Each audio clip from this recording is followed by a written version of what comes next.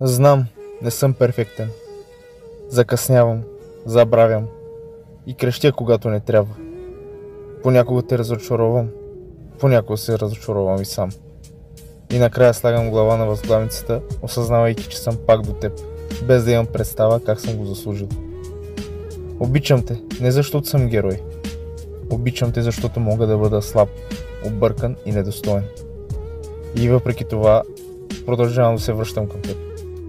Готов съм да изкарам целия свят срещу себе си, само за да те видя да се усмихваш. Готов съм да мълча, когато думите биха те наранили.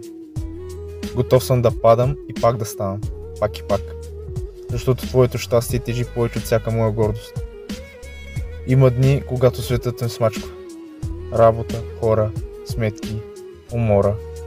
И въпреки това, когато те гледам, когато държа ръката ти, знам, всички мои падения имат смисъл. Всички мои грешки и пороци се изправят пред твоята усмивка.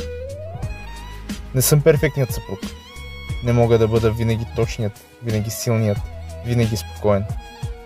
Но съм този, който ще стои до теб, когато животът те удря. Този, който ще носи тежестите ти.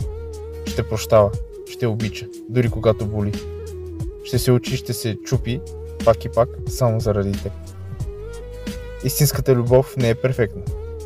Истинската любов е мръсна, трудно дишаща, падаща и пак ставаща. Истинската любов е да си готов да бъдеш всичко и нищо за другия. Да се изгубиш в собствените си слабости и пак да се намериш, за да останеш до човека, когато обичаш. Мъжка